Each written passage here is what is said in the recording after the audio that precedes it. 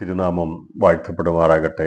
2025 October മാസം 29 വെളിപ്പാട് പുസ്തക പഠന പരമ്പരയുടെ 27ാമത്തെ ക്ലാസ്സിലേക്ക് എല്ലാവരെയും കർത്താവിൻ്റെ നാമത്തിൽ വന്ദനം ചൊല്ലുന്നു. ദൈവമായ കർത്താവ് നമ്മെ സഹായിക്കട്ടെ. ഇപ്പോൾ ഉള്ളത് എന്നുള്ളത് 7 സഭകളോടുള്ള ബന്ധത്തിലുള്ള ദൂതുകളാണെന്നും അതിൽ 6 സഭകളെക്കുറിച്ചുള്ള ദൂത് നമ്മൾ പഠിക്കുകയും 7ാമത്തെ സഭയാകുന്ന ലവോദിക്ക സഭയെക്കുറിച്ചുള്ള അഭിസംബോധന വാക്കുകളും സഭയുടെ പൊതുവായിട്ടുള്ള വിലയിരുത്തലും സഭയെക്കുറിച്ചുള്ള കുറവുകളെക്കുറിച്ചുള്ള വെളിപ്പെടുത്തലുമാണ് കഴിഞ്ഞ ദിവസങ്ങളിൽ നാം ചിന്തിപ്പാനായിട്ട് നമ്മൾ ചിന്തിച്ചത്. അതിൽ ഈ സഭയെക്കുറിച്ച് പറയുമ്പോൾ അത് ഈ കാലഘട്ടത്തോട് വളരെ ആകുന്നു എന്നുള്ളത് നമുക്ക് ഇപ്പോഴത്തെ സന്ദർഭ പശ്ചാത്തല പഠനത്തിൽ നിന്ന് മനസ്സിലാക്കാൻ സാധിക്കുന്നുണ്ട്. കാരണം ഇവിടെ എല്ലാവരും പറയുന്നത് അവരെല്ലാം തികഞ്ഞവരാണ്, ഒന്നിനും കുറവില്ലാത്തവരാണ് എന്ന് അവരെല്ലാവരും പറയുന്നതാണ്. നമുക്ക് ക്രിസ്ത്യൻ സമുദായത്തെ മൊത്തം എടുത്ത് പഠിച്ചാൽ ആരും പുറകോട്ടല്ല. അത് ഞാൻ പറഞ്ഞത് വേർപെട്ട് മാറുന്നവരല്ല. നാമധേയമായിട്ടുള്ള ഏത് വിശ്വാസമുള്ളവർ അവരെല്ലാവരും പറയുന്നത് ഞങ്ങളൊക്കെ സമ്പന്നന്മാരാണ്, ഞങ്ങൾക്കൊന്നിനും കുറവില്ല, ഒന്നിനും മുട്ടില്ല. അപ്പോൾ പേര് കൊണ്ട് വിശ്വാസിയാണെങ്കിൽ പോലും നാമധായമയക്കുന്ന ക്രിസ്ത്യാനിയാണെങ്കിൽ പോലും എല്ലാവരും പറയുന്നത് ഞങ്ങൾക്കൊന്നിനും കുറവില്ല, ഞങ്ങൾക്കെല്ലാം ഉണ്ട്, ഞങ്ങൾക്ക് എന്താ ഇല്ലാത്തത്, ഞങ്ങൾക്ക് നിങ്ങളെക്കാൾ വലിയ പ്രസ്ഥാനങ്ങളുണ്ടല്ലോ, പലതുമുണ്ടല്ലോ എന്ന് പറയുമ്പോൾ ഞാൻ പറഞ്ഞല്ലോ, വിശ്വാസ സമൂഹത്തിനിടയിൽ മാത്രമല്ല ഈ ധാരണയുള്ളത്.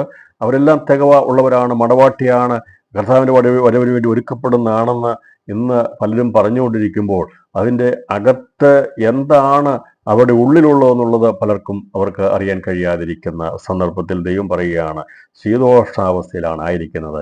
ഞാൻ പറഞ്ഞല്ലോ, നാമധേയ ആൾക്കാരും അവരുടെ കുറവുകളെ മനസ്സിലാക്കുന്നില്ല. അവരും വിചാരിക്കുന്നത് ഞങ്ങളെല്ലാം തികഞ്ഞവരാണെന്നാണ് വിചാരിക്കുന്നത്. കാരണം പേരുകൊണ്ട് ക്രിസ്ത്യാനി എന്ന് പേരുള്ളത് കൊണ്ട് അവരും വിചാരിക്കുന്ന കർത്താവ് വരുമ്പോൾ എടുക്കപ്പെടുമെന്നാണ്.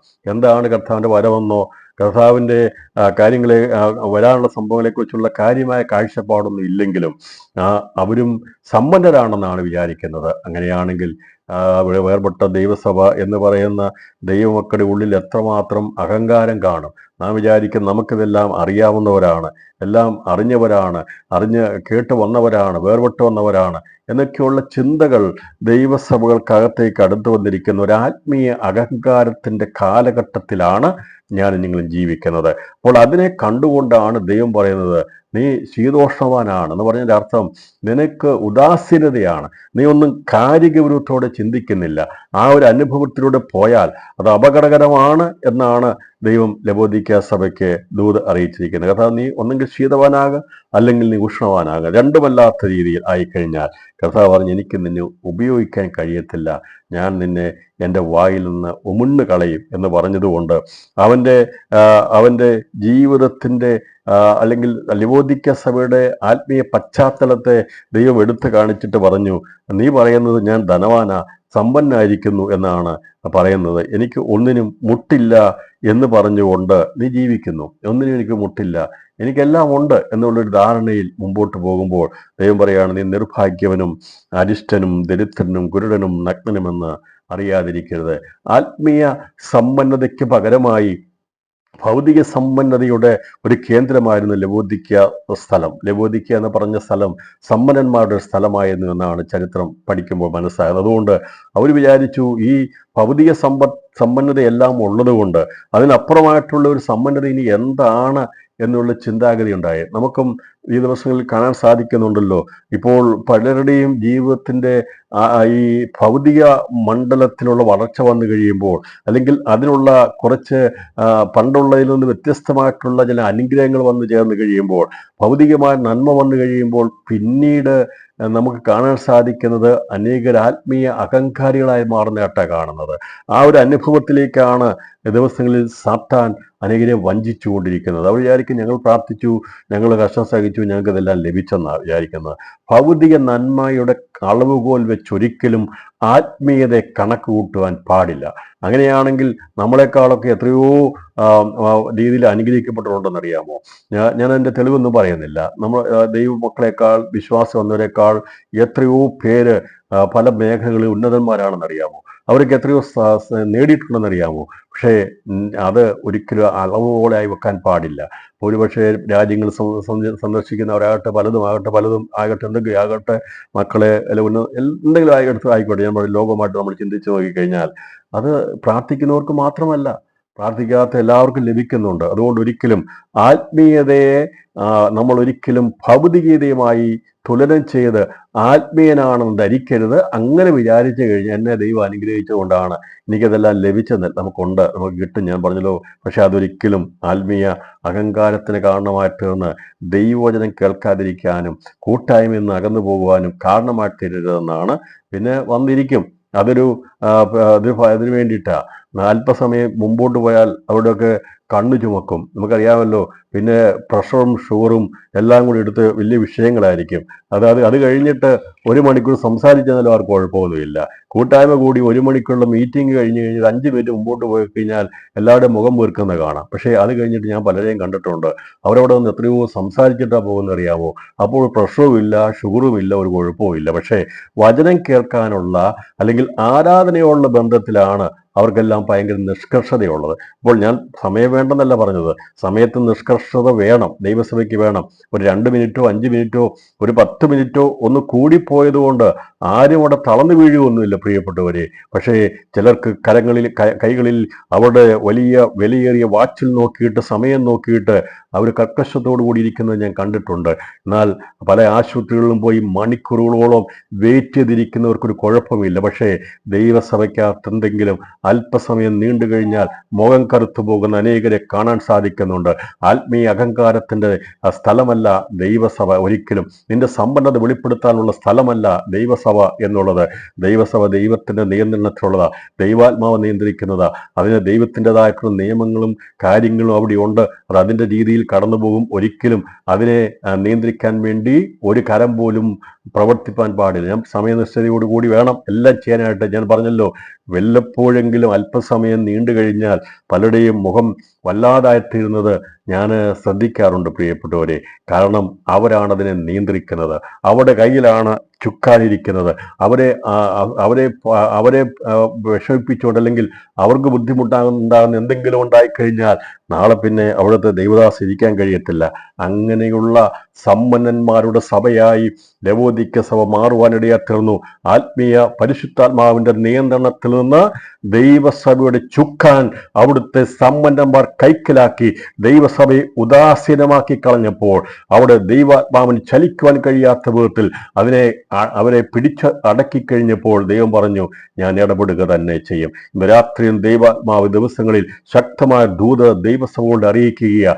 ഒരു വ്യക്തിയുടെയോ ആരുടെയെങ്കിലും വീട്ടിൽ നിന്ന് ഉണ്ടാക്കിയ അതല്ല ദൈവത്തിന്റെ സഭ എന്നുള്ളത്. കുഞ്ഞാടിന്റെ രക്തത്തിന്റെ വിലയാണ്. യേശു രക്തമൊഴുക്കി ജീവൻ ഒഴുക്കി പണിതെടുത്ത സഭയെ ഒരിക്കലും മനുഷ്യന്റെ ഇഷ്ടത്തിനല്ല അവിടെ നിയന്ത്രിക്കപ്പെടേണ്ടത്. പരിശുദ്ധാത്മാവിന്റെ ആലോചനയ്ക്കും നിയന്ത്രണത്തിനും ആയിരിക്കണം. എങ്കിൽ മാത്രമേ അവിടെ ആത്മീയ സമ്പന്നത കാണുവാൻ കഴിയത്തുള്ളൂ. അതുകൊണ്ട് ഇവിടെ കർത്താവ് പറഞ്ഞു, നീ ഒരു കാര്യം ചെയ്യ്, നിനക്കിപ്പോൾ ഉള്ളതായിരിക്കുന്ന അവസ്ഥ നിന്റെ രീതിയിൽ 5 വിധമായ കുറവുകൾ നിനക്കുണ്ട്. നീ നിർഭാഗ്യവാനാണ്, അരിഷ്ടനാണ്, ദരിദ്രനാണ്, കുരുടനാണ്, അതുപോലെ തന്നെ നീ നഗ്നനുമാകുന്നു. ആകെ എല്ലാ അവതാളത്തിലാ കുഞ്ഞെ. നീ എത്ര പട്ടുസാരി ഉടുത്തു വന്നാലും, നീ എത്ര വലിയേറിയ പാൻറിട്ട് വന്നാലും, ഏതെല്ലാം വലിയ കാര്യങ്ങൾ ധരിച്ചു വന്നാലും, നീ കണ്ണിൽ എത്ര ലേപനം എഴുതിയാലും, നീ എന്തെല്ലാം ധരിച്ചു വെച്ചാലും, ദൈവം പറഞ്ഞു നിന്റെ പുറമെയുള്ള ഉടുപ്പ് കൊണ്ടൊന്നും ആത്മീയ നഗ്നത മാറിപ്പോകത്തില്ല. നിന്റെ ആത്മീയ അന്ധത മാറിപ്പോകത്തില്ല. നീ എത്ര വിലയേറിയ കണ്ണാടി ഉപയോഗിച്ചാലും നിന്റെ ആത്മീയ കണ്ണുകൾ ഒരിക്കലും അതിൻ്റെ പ്രകാശം ലഭിക്കത്തില്ല. പുറമെ പലതും വെക്കുവാൻ കഴിയുമായിരിക്കും. പക്ഷേ ദൈവാത്മാ പറഞ്ഞു, ഇതൊക്കെ പുറമെയാണ്, അതൊന്നും നിന്റെ അകത്തോട്ട് ചെല്ലത്തില്ല. അകത്തോട്ട് ചെല്ലണമെന്നുണ്ടെങ്കിൽ നിന്റെ വിഷയങ്ങൾക്ക് പരിഹാരമുണ്ടാകണം. ഇപ്പോൾ നീ പറയുന്ന സമ്പന്നത എൻ്റെ ദൃഷ്ടിയിൽ നീ ദരിദ്രനാണ്, പരമദരിദ്രനാണ്.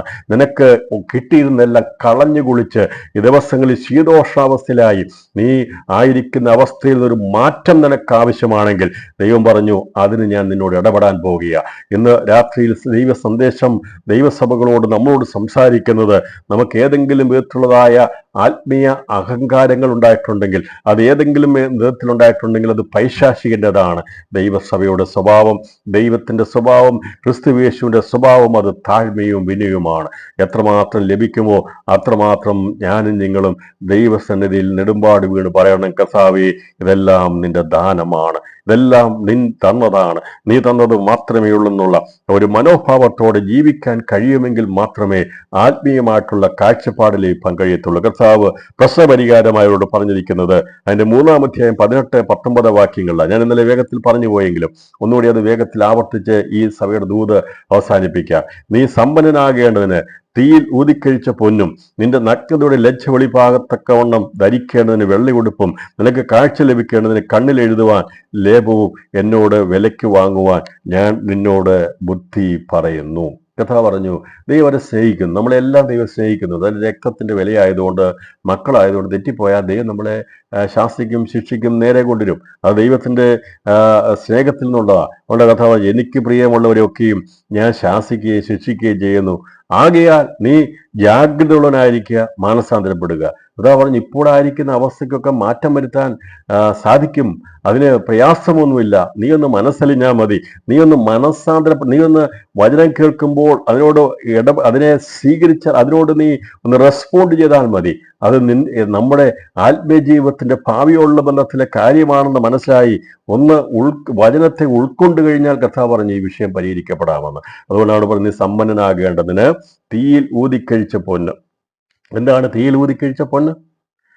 അതിനെ കുറിച്ച് നമുക്ക് ഇവിടെ വ്യക്തമായിട്ട് രേഖപ്പെടുത്തി. ഞാനതിനെ ദൈവവചനമെന്ന് പറയുമ്പോൾ അതിന് തെളിവുണ്ടോ എന്നുള്ള ഒരു ചോദ്യം വരും. കാരണം എല്ലാറ്റിനും വ്യാഖ്യാനിക്കണമല്ലോ. അങ്ങനെ വ്യാഖ്യാനിക്കാൻ വേണ്ടി നമുക്ക് ദൈവത്തെക്കുള്ള ബന്ധത്തിൽ അത് ഊതിക്കഴിച്ച പൊന്ന് സ്വർഗത്തിൽ നിക്ഷേപമായിരിക്കുന്ന സ്വർഗീയ മന്നയാണ്, മറിഞ്ഞിരിക്കുന്ന മന്നയാണെന്ന് വെളിപ്പെടുത്താൻ സാധിക്കും.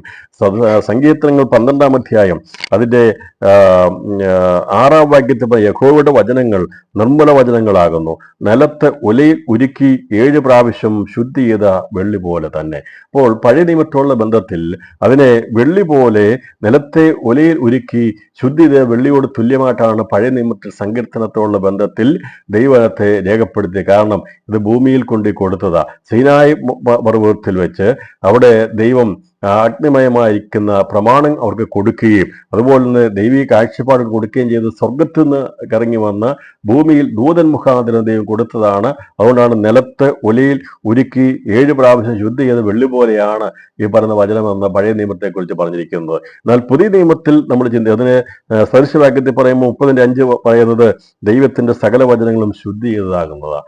അവിടെ എവിടെ ശുദ്ധി ചെയ്തെന്ന് പറഞ്ഞിട്ടില്ല.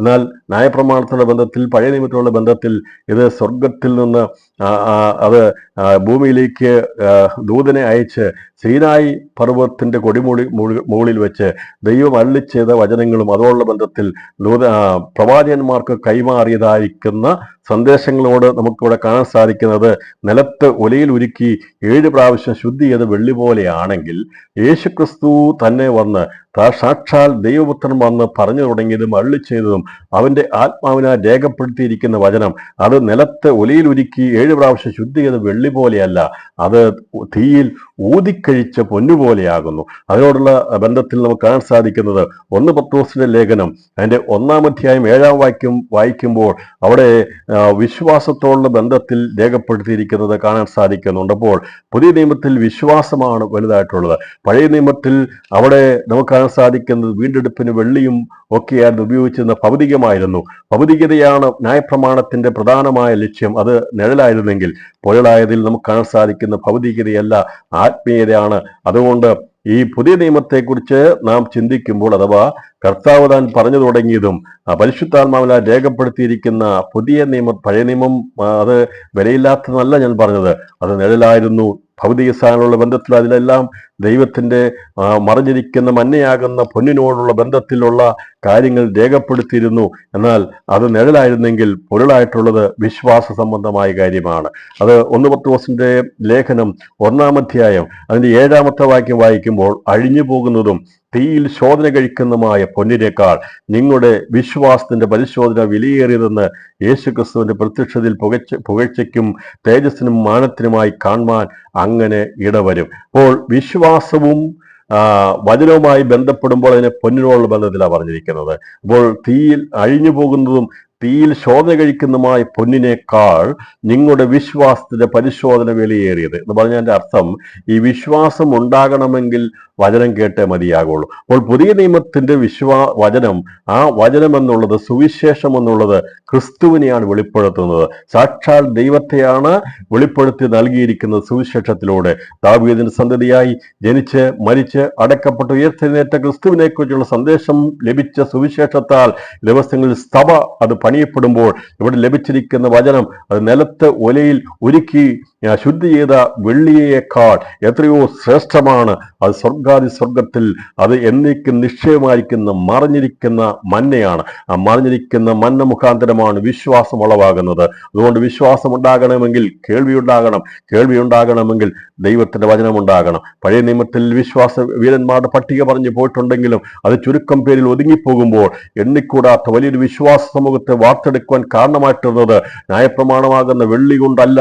ദിവസങ്ങളിൽ വചനമാകുന്ന മറഞ്ഞിരിക്കുന്ന ദൈവത്തിന്റെ സ്വർഗത്തിൽ നിക്ഷേപമായിരിക്കുന്ന പൊന്നുപോലുള്ള പുതിയ നിയമത്തിന്റെ വിശ്വാസ വചനങ്ങളാലാണ് കോടിക്കണക്കിന് ആൾക്കാരെ വിശ്വാസത്തിലേക്ക് കൊണ്ടുവരുവാനിടയായിത്തീരുന്നത്. അപ്പോൾ അതുകൊണ്ട് ഇവിടെ വിശ്വാസവും പരിശോധനയും തമ്മിൽ ഒരുപോലെ നിൽക്കുന്നു. പറഞ്ഞാൽ വചനവും ഈ പൊന്നും വിശ്വാസവുമായിട്ട് ബന്ധമുള്ളത് കൊണ്ട് നമുക്ക് ഈ വചനത്തെ നോക്കുമ്പോൾ തീയിൽ ഊതിക്കഴിച്ച പൊന്ന് എന്ന് പറഞ്ഞിരിക്കുന്നത് സ്വർഗത്തിലെ വചനമാണ്.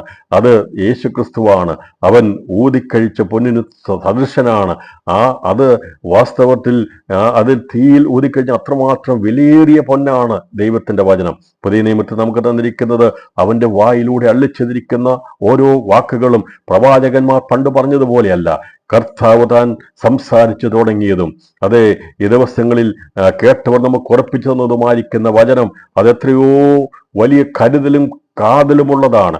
അത് ജീവന്റെ വചനമാണ്, നിത്യജീവന്റെ വചനമാണ്. ആ നിത്യജീവന്റെ വചനം കേട്ടിട്ടാണ് ഞാൻ നിങ്ങളും വിശ്വാസത്തേക്ക് പരിപാടി. അതോടെ ഇവിടെ പറയുക, നീ സമ്പന്നനാകണമെങ്കിൽ ഊതിക്കഴിച്ച പൊന്ന് നിനക്ക് വേണം. നിന്റെ വിശ്വാസം പോയി, വിശ്വാസ ദരിദ്രനായി കഴിഞ്ഞു. അതുകൊണ്ട് തീയിൽ ഊതിക്കഴിച്ച ദൈവവചനമുണ്ടല്ലോ, അത് നിന്റെ അകത്തേക്ക് വന്നെങ്കിൽ മാത്രമേ നീയും പൊന്നുപോലെ ആയിത്തീരത്തുള്ളൂ. അപ്പോൾ നമ്മെ പൊന്നുപോലെ ആക്കിയെടുക്കുന്നത്, പൊന്നാകുന്ന എന്ന് പറഞ്ഞാൽ ക്രിസ്തുയേശുവിനോട് സദൃശമാക്കി എടുക്കുന്ന, നമ്മെ സ്വർഗീയമാക്കി എടുക്കുന്നത് അത് നിലത്തെ ഉലയിൽ ഉരുക്കി ഒഴിച്ച ന്യായപ്രമാണം കൊണ്ടല്ല. നമ്മെ പൊന്നുപോലെയാക്കി എടുക്കുന്നത് വിശ്വാസത്തിന്റെ പരിശോധനയിലൂടെ നമ്മെ കടത്തിവിട്ട് അവരോട് സദൃശന്മാരാക്കി തീർക്കുന്നത് ദൈവത്തിന്റെ വചനമാകുന്ന ആ ഇരുവാറ്റുള്ള വാൾ പോലെയുള്ള ദൈവവചനത്തിന്റെ ആ പൊന്നുപോലുള്ള വചനമാണ് നമ്മെ അതിനെ പ്രാപ്തന്മാരാക്കി തീർക്കുന്നത്. അതുകൊണ്ട് നീ തീയിൽ ഊതിക്കഴിച്ച പൊന്നും നിന്റെ ഇപ്പോൾ അങ്ങനെ വിശ്വാസം നിന്റെ മേൽ വരണമെങ്കിൽ ഈ മറഞ്ഞിരിക്കുന്ന മന്ന നിനക്ക് ലഭിക്കണം. അത് ലഭിക്കാൻ വേണ്ടി അത് ലഭിച്ചു കഴിയുമ്പോൾ കർത്താവ് പറഞ്ഞു, നഗ്നത വെളിപ്പെടാതെ വണ്ണം ധരിക്കേണ്ടതിന് വെള്ള ഉടുപ്പ് നിനക്ക് ധരിക്കാൻ സാധിക്കും. വിശ്വാസം വന്നു കഴിയുമ്പോൾ, അതേ നാം ഉണർത്തപ്പെട്ട് കഴിയുമ്പോൾ, നമുക്ക് തിരിച്ചറിവുണ്ടായി കഴിയുമ്പോഴത്തേന് മനസ്സിലാകും, അയ്യോ എനിക്ക് ദൈവം ലഭിച്ചിരുന്നതെല്ലാം നഷ്ടപ്പെട്ടു പോയല്ലോ എന്ന്. അപ്പൊ അങ്ങനെ അതിനെ തിരിച്ചറിവുണ്ടാകുമ്പോഴാണ് വെള്ളയുടുപ്പ് ക്രിസ്തുവിനെ ധരിപ്പാൻ വീണ്ടും നമുക്ക്, അഥവാ സ്നാനപ്പെട്ടതിൻ്റെ ആ അവസ്ഥയിലേക്ക് വരാൻ കഴിയുന്നത്. ഈ ഉറങ്ങി ഉദാസീനതയോടെ ഇരിക്കുന്നവന് സ്നാനപ്പെട്ടതാണോ സ്നാനപ്പെട്ടതല്ലയോ എന്നുള്ളതൊന്നും അറിയത്തില്ലാത്ത അവസ്ഥയിലേക്ക് മാറിപ്പോയ അവസ്ഥ വരുമ്പോൾ, വിശ്വാസം നഷ്ടപ്പെട്ട് കഴിയുമ്പോൾ, വിശ്വാസ സ്നാനത്തിന്റെ വില പോലും അറിയാതെ പലരും ആകുന്ന അവസ്ഥയിലേക്ക് ആയി കഴിയുമ്പോൾ, ദൈവം പറഞ്ഞിരിക്കുന്ന ക്രിസ്തുവിനെ സ്നാനത്തിൽ ധരിച്ച നിന്നിൽ നിന്ന് നീ ക്രിസ്തു മാറിപ്പോയിരിക്കുക.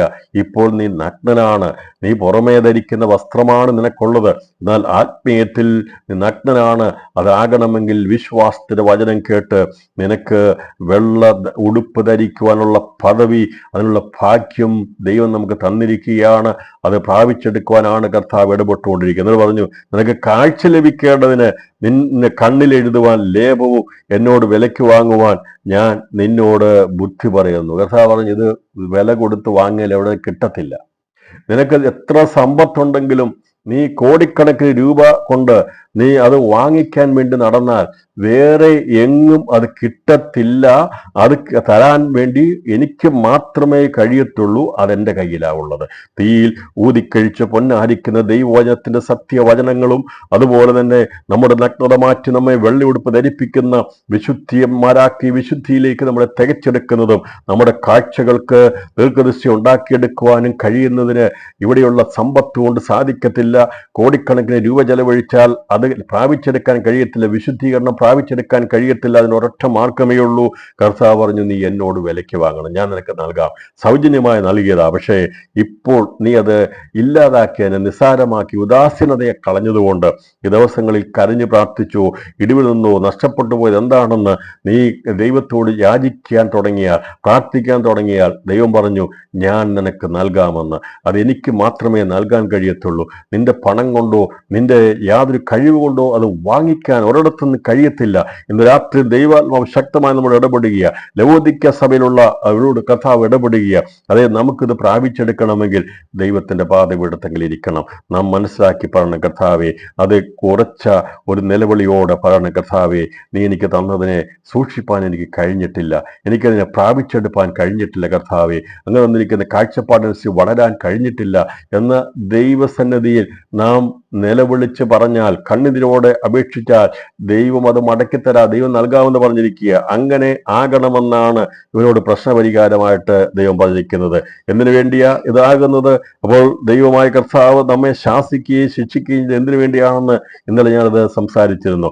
എബ്രായ ലേഖനം 12-ാം 4-ാം 11-ാം വാക്യത്തിൽ പറഞ്ഞത്, അവനോ നാം അവന്റെ വിശുദ്ധി പ്രാപിക്കേണ്ടതിന് നമ്മുടെ ഗുണത്തിനായി തന്നെ ശിക്ഷിക്കുന്നു, ഏത് ശിക്ഷയും തൽക്കാലം സന്തോഷമല്ല. അപ്പോൾ ദൈവം നമ്മളെ ശാസിക്കുകയും ശിക്ഷിക്കുകയും പരീക്ഷയാകുന്ന തീയിലൂടെ കടത്തിവിടുകയും ചെയ്യുന്നത് അത് നാം അവനെ പോലെ ആയിത്തീരുവാൻ വേണ്ടി വിശുദ്ധി പ്രാപിക്കാൻ വേണ്ടിയാ. അപ്പോൾ നമ്മൾ പ്രാപിച്ചെടുക്കേണ്ടത് ദൈവിക സമ്പന്നത എന്ന് പറയുന്നത്, നീ സമ്പന്നനാകേണ്ടത്, അഥവാ നീ വിശുദ്ധനാകേണ്ടതിന്, അതാണ് എൻ്റെ അർത്ഥം. നീ സമ്പന്നനാകേണ്ടതിന് എന്നതിൻ്റെ എബ്രായ ലേഖനവുമായിട്ട് നാം ഒരുമിച്ച് പഠിക്കുമ്പോൾ വെളിപ്പാട് പുസ്തകം 3-ാം 18-ാം വാക്യത്തിലെ നീ സമ്പന്നൻ ആകേണ്ടതിന് എന്നുള്ളതിനെ എബ്രായ ലേഖനം 12-ാം അധ്യായം 4-ാമത്തെ വാക്യം 4 മുതൽ 17 വാക്യങ്ങൾ ഒരുമിച്ച് നമ്മൾ പഠിക്കാൻ കാണാൻ സാധിക്കുന്നത്, നീ സമ്പന്നൻ ആകേണ്ടതിന് പകരമായി നീ വിശുദ്ധി പ്രാപിക്കേണ്ടതിന് തീയിൽ ഊതിക്കഴിച്ച പൊന്നും നിന്റെ നഗ്നതയുടെ ലജ്ജ വെളിഭാഗത്തക്കവണ്ണം ധരിക്കേണ്ടതിന് വെള്ളയുടുപ്പും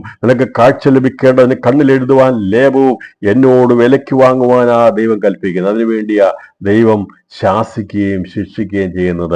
നാം അവന്റെ വിശുദ്ധി പ്രാപിക്കണം. ദൈവം ആഗ്രഹിക്കുന്നത് നാം അവനെ പോലെ ആയിത്തീരാൻ വേണ്ടിയാ, അവനോട് സദൃശന്മാരായിത്തീരാൻ വേണ്ടിയാ.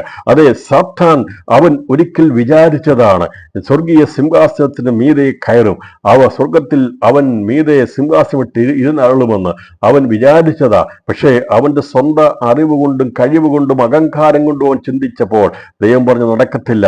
അവനെ വെട്ടി താഴെയിട്ടെങ്കിൽ ദൈവമായ കർത്താവ് പറഞ്ഞു, താഴ്മയുള്ള ക്രിസ്തുവിനെ അനുഗമിക്കുന്ന എൻ്റെ പുത്രനെ പോലെ ക്രൂശിലെ മരണത്തോളം മനസ്സുള്ളവളനായി തീർന്നതുപോലെ അവനെ ജീവിതത്തിന്റെ അവസാനം വരെ, അല്ലെങ്കിൽ കർത്താവിന്റെ വരവ് വരെ യേശുവിനെ അനുധാവനം ചെയ്യുന്ന, യേശുവിന്റെ പിന്നാലെ പരിശുദ്ധാത്മാവിന്റെ ആജ്ഞയാൽ നടക്കുന്ന ഒരു കൂട്ടം ജനം ഇവിടെ ഉണ്ടാകും.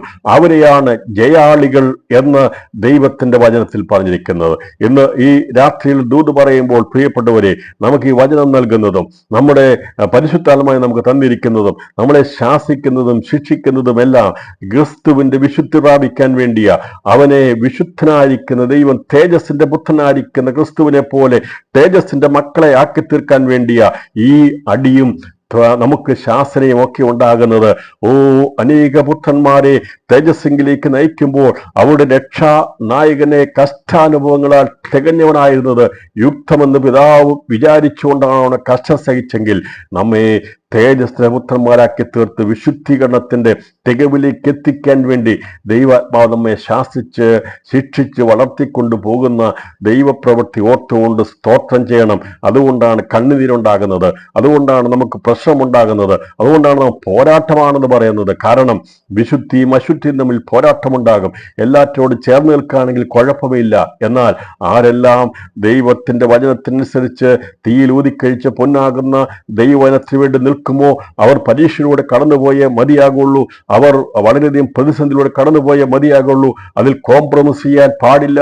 അങ്ങനെ കോംപ്രമൈസ് ചെയ്ത് പോയ ലവോദിക്ക സഭയോട് പറയുക, അത് ദൈവം അനുവദിക്കുന്നില്ല. ദിവസങ്ങളിൽ മടങ്ങി വരണം, മാനസാന്തരപ്പെടണം. നിനക്ക് ലഭിച്ചതായിരുന്നു, അത് പ്രാപിച്ചെടുക്കണം. ഇന്ന് സന്ദേശം കേൾക്കുന്ന ആരെങ്കിലും കഴിഞ്ഞ നാളുകളിൽ ശുശ്രൂഷകളിൽ ശോഭിതരായിരുന്നെങ്കിൽ, അതേ വിശ്വാസത്തിൽ സമ്പന്നത, വിശ്വാസത്തിൽ തികവുള്ളവരായി നിന്നവരായിരുന്നെങ്കിൽ, വലിയ കാഴ്ചപ്പാടുണ്ടായിരുന്നതായിരുന്നെങ്കിൽ, ഇന്നത് നഷ്ടപ്പെട്ടു പോയിട്ട് വെറും ഭൗതികതയിൽ മാത്രമാണ് ഈ സന്ദേശം കേൾക്കുമ്പോൾ ആകുന്നെങ്കിൽ, ലവോദിക്ക സഭയുടെ ഉദാസീനതയുടെ ശക്തി നിന്നിൽ വ്യാപരിച്ചിട്ടുണ്ട്. അതിനെ മാറ്റുവാൻ വേണ്ടി ദൈവത്തിന്റെ വചനം ഇന്ന് രാത്രി നമ്മുടെ മേൽ ഊതുകയാണ്. ദൈവവചനത്തിന്റെ ശക്തി, ആ വചനം, ആ തീ നമ്മുടെ മേൽ ഊതി നമ്മെ പൊന്നുപോലെ വെളിയിൽ കൊണ്ടുവരുവാൻ ദൈവം ആഗ്രഹിക്കുകയാണ്. അതിനെയാണ് വചനത്തിന്റെ തീ എന്ന് പറഞ്ഞിരിക്കുന്നത്. ദൈവത്തിന്റെ വചനം തീ പോലെയും പാറയെ തകർക്കുന്ന ചുറ്റിക പോലെയും നമ്മൾ വ്യാപരിച്ചു കഴിയുമ്പോൾ പണി നടക്കുവാൻ ഇടയാത്തരും നമ്മെ ശുദ്ധീകരിച്ചെടുക്കുന്ന തീയിൽ ഊതിക്കഴിച്ച് പൊന്നുപോലെ ആക്കിയെടുക്കുവാൻ വിശ്വാസത്തിന്റെ പരിശോധനയിലൂടെ ദൈവം കടത്തിവിടുമ്പോൾ അത് നമ്മുടെ വിജയകരമായിരിക്കുന്ന ആ നിത്യതയുടെ ജീവിതത്തിന് വേണ്ടിയാണെന്നുള്ള കാഴ്ചപ്പാടോടുകൂടി അത് സ്വീകരിച്ചെടുക്കുവാൻ വേണ്ടിയാണ് ദൈവം നമ്മളോട് സംസാരിച്ചുകൊണ്ടിരിക്കുന്നത്. അപ്പോൾ ലവോദിക്ക സഭയെ ദൈവം സ്നേഹിച്ചിരുന്നു. അവരോട് പറഞ്ഞു, നിങ്ങൾ വിശുദ്ധി പ്രാപിക്കണം, അശുദ്ധിയിലേക്ക് കടന്നു പോകാൻ പാടില്ല.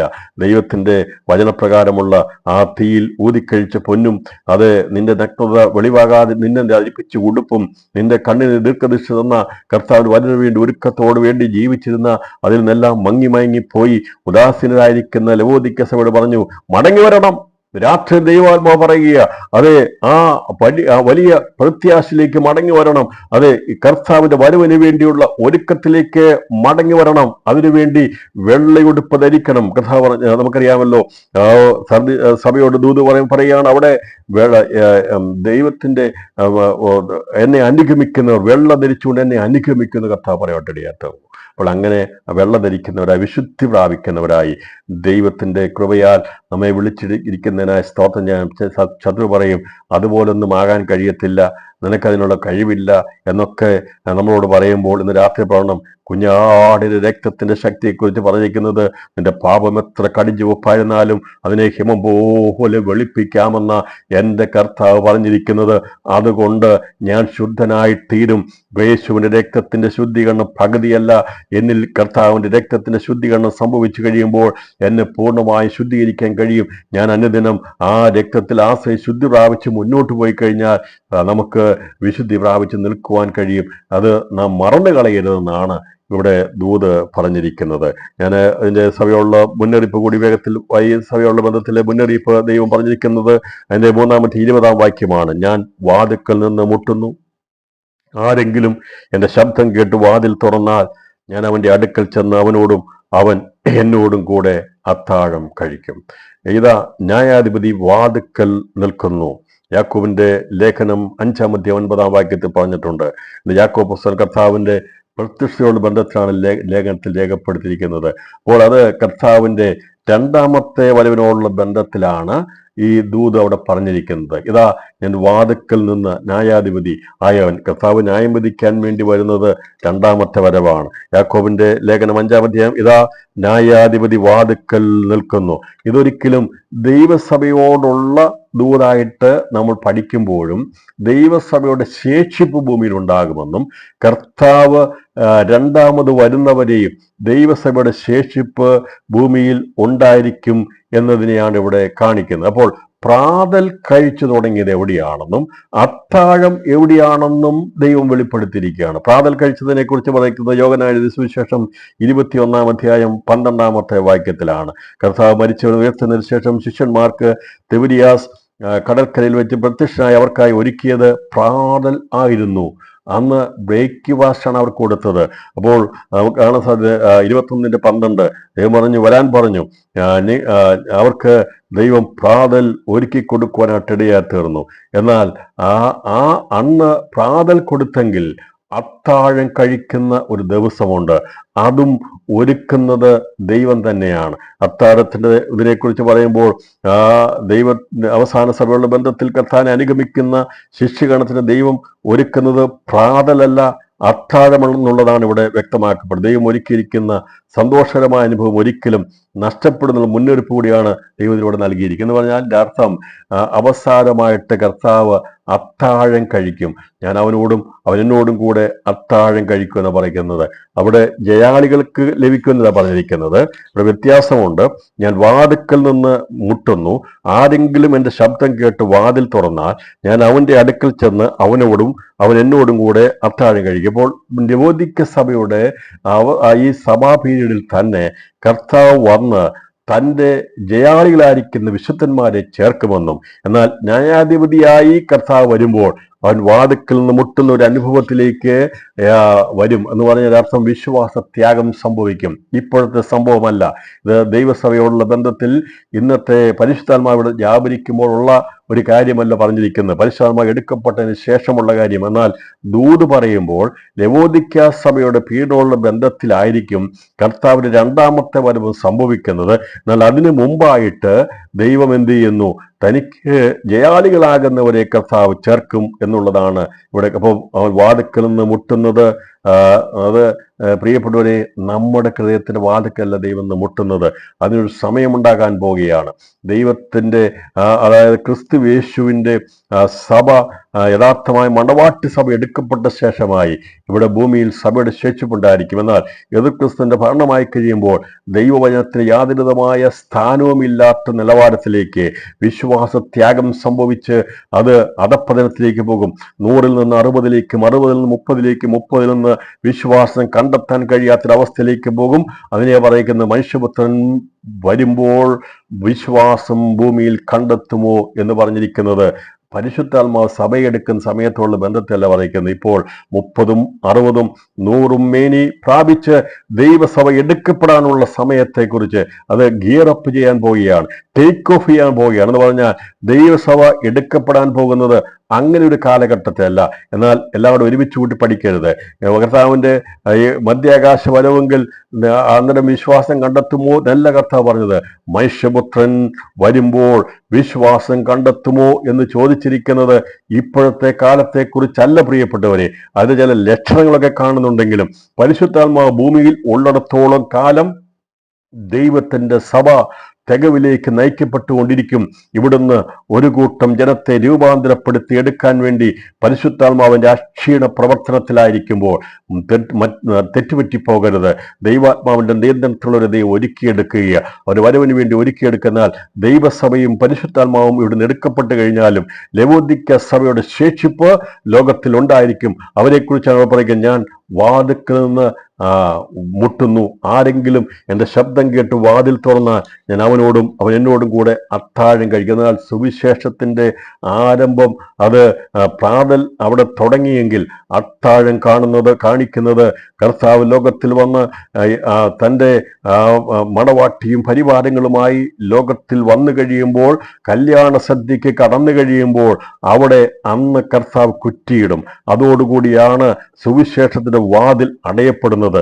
ഇതുവരെയും സുവിശേഷത്തിന്റെ വാതിൽ അടയപ്പെട്ടിട്ടില്ല.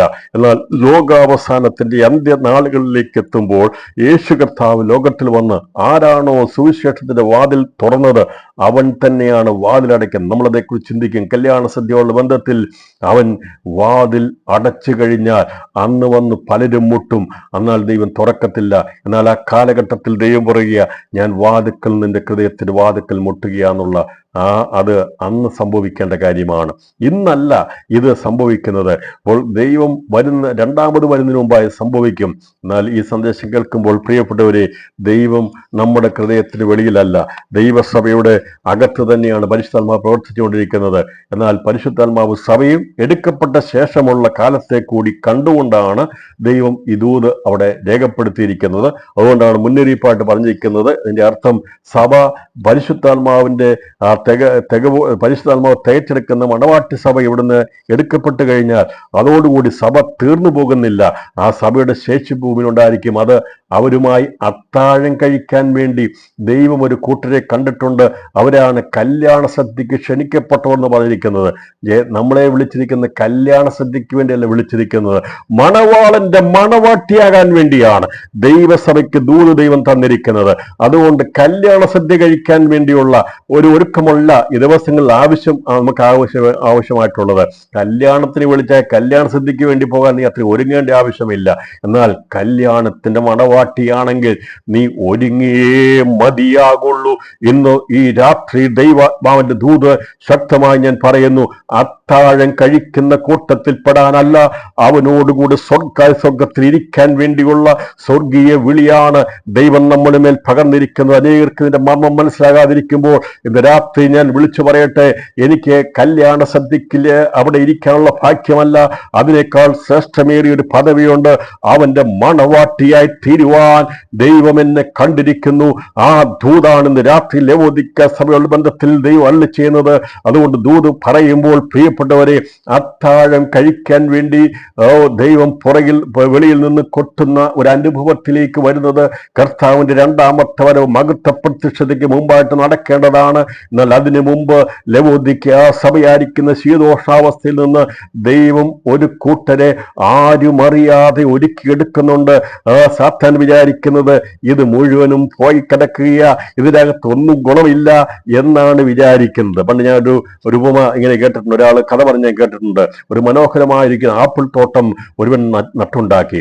ആ ആപ്പിൾ തോട്ടത്തിന്റെ ചുറ്റുപാടുമുള്ള സ്ഥലങ്ങളെല്ലാം കയ്പുള്ള ആപ്പിളുകൾ വയ്ക്കുവാൻ ഇടയാത്തീർന്നു. അപ്പോൾ ഇത് എല്ലാം ഒരുമിച്ച് കായ്പാൻ ഇടയാത്തീർന്നു. ഇതിന്റെ അകത്ത് മനോഹരമായ ആപ്പിളുകൾ ഉണ്ടായിരുന്നു. പക്ഷെ എന്നാൽ ചുറ്റും നിന്നിരിക്കുന്ന ആപ്പിളെല്ലാം കയ്പുള്ളതായിരുന്നു. ഇത് വഴിയിൽ വീണ് കഴിയുമ്പോൾ പെറുക്കി തിന്നവർ പറഞ്ഞു ഇത് മുഴുവൻ കയ്പാണെന്ന് പറഞ്ഞ് ഒരെണ്ണം പോലും അകത്ത് കയറാനിടയായില്ല എന്ന് പറഞ്ഞതുപോലെ ഈ ദിവസങ്ങളിൽ സഭയെ നോക്കുമ്പോൾ പുറമേ നോക്കുന്നത് നീ കാണുന്നത് അശുദ്ധനെയും അഭക്തനെയും ഒക്കെ കാണുന്നെങ്കിൽ ഇന്ന് രാത്രി ഞാൻ ആത്മാവിൽ വിളിച്ചു പറയുക, ദൈവത്തിന്റെ പരിശുദ്ധാത്മാവ് ഒരുക്കിയെടുക്കുന്ന ഒരു കൂട്ടം ഇതിന്റെ അകത്തുണ്ട്. അത് സാത്താൻ അറിയത്തില്ല. ദൈവം ഒരുക്കി വരും. നീ ഭാരപ്പെട്ടു പോകരുത്.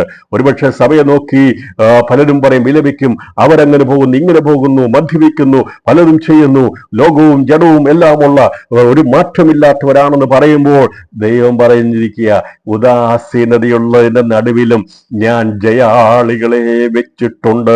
അതുകൊണ്ട് ഈ ദിവസങ്ങളിൽ പുറമെ പലരും രുചി നോക്കിയിട്ട് പറയും ഇതിന്റെ അകത്തുള്ളതെല്ലാം ഒരുപോലെയാന്ന് അവര് വിധി എഴുതുമ്പോൾ സ്വർഗം പറയും അങ്ങനെയല്ല, എനിക്ക് വേണ്ടിയുള്ളതിനെ ഞാൻ ഇതിന്റെ അകത്ത് വെച്ചിട്ടുണ്ട്.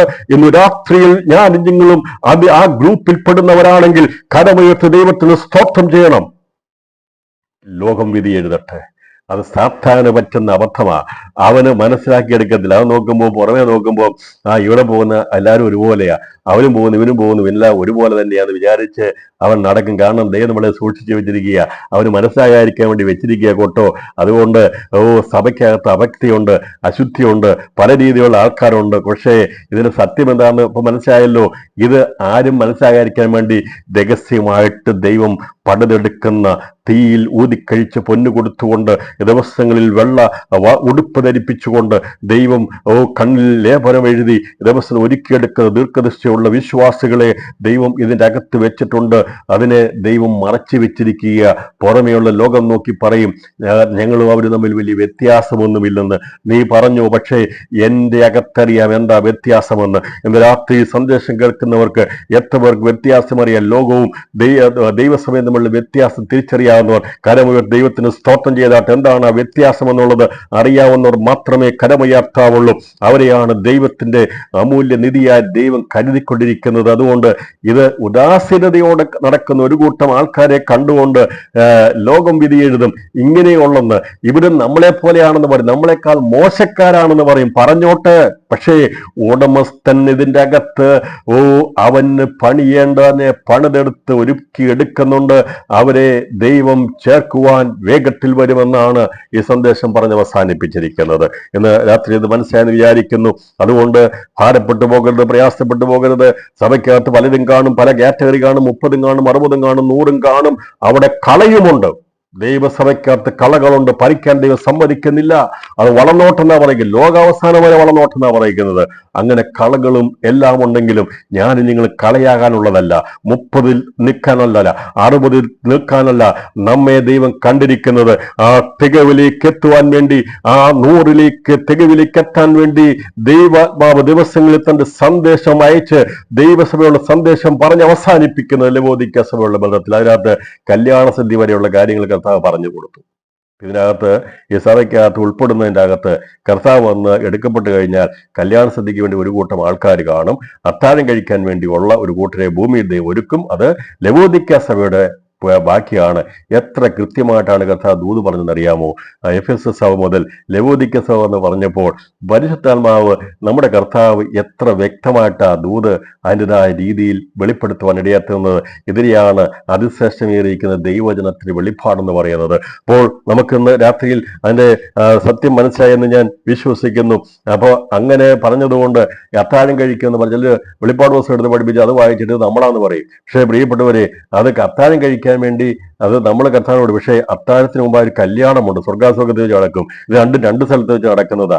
അവിടെ സ്വർഗാസ്വർഗത്തിൽ കല്യാണ സദ്യ ഒന്നില്ല കേട്ടോ. അവിടെ ഈ കല്യാണ സദ്യക്ക് പോകേണ്ടവർ അവിടെ ക്ഷണിക്കപ്പെടത്തില്ല, അവിടെ ചെല്ലത്തുമില്ല. അതേക്കുറിച്ച് നമ്മൾ പിന്നീട് പഠിക്കും. ചില വിചാരിക്കുന്നത് അവിടെ മണിയറയുണ്ട്, കല്യാണ സദ്യയൊക്കെ ഉണ്ട്, അവിടെ ആടിനെയും കൊല്ലത്തില്ല, കോഴിയെയും കൊല്ലത്തില്ല, അവിടെ മുന്തിരിച്ചാറ് ബില്ലും ഒന്നുമില്ല.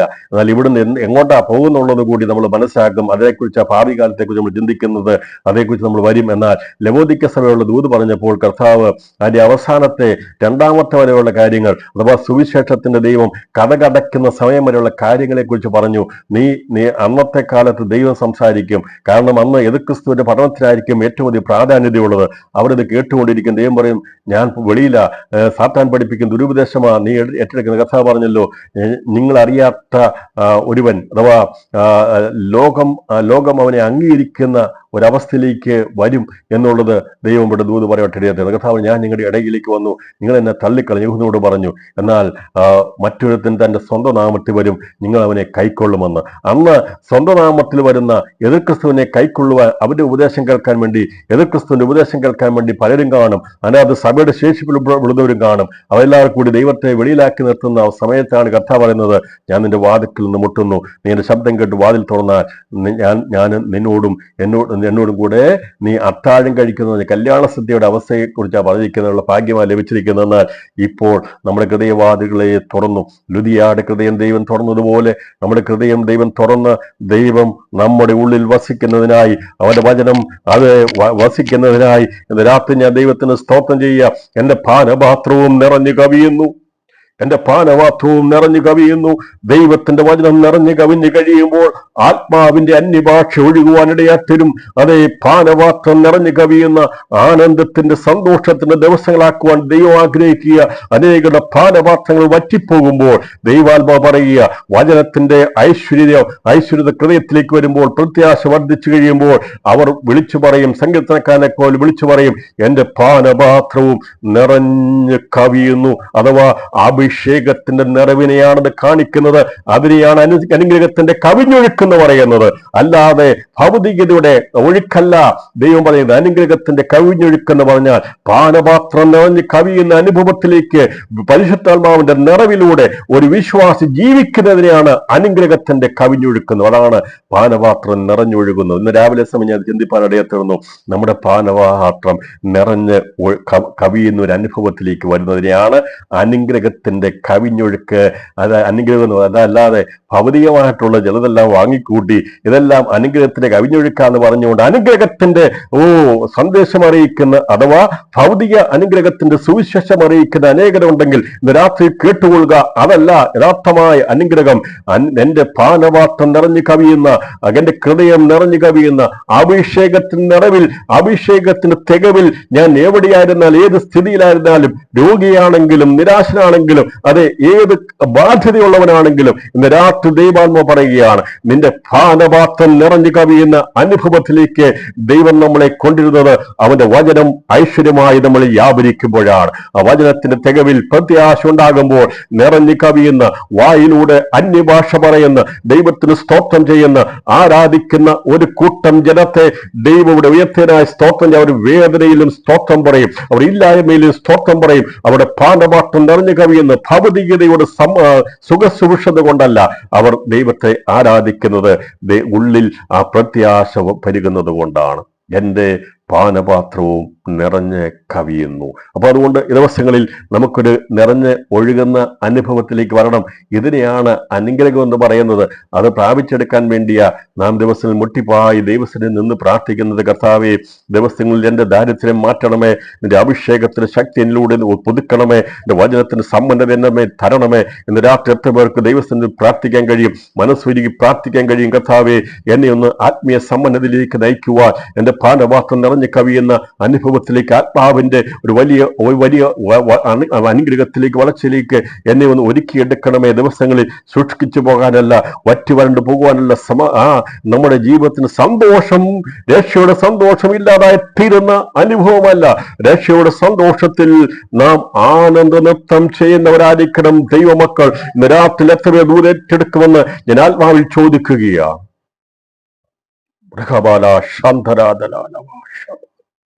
Glory to Jesus. അപ്പൊ ഈ സഭയോട് ദൂത് പറഞ്ഞപ്പോൾ മൊത്തമായ സഭയോടുള്ള ദൂത് പറഞ്ഞു.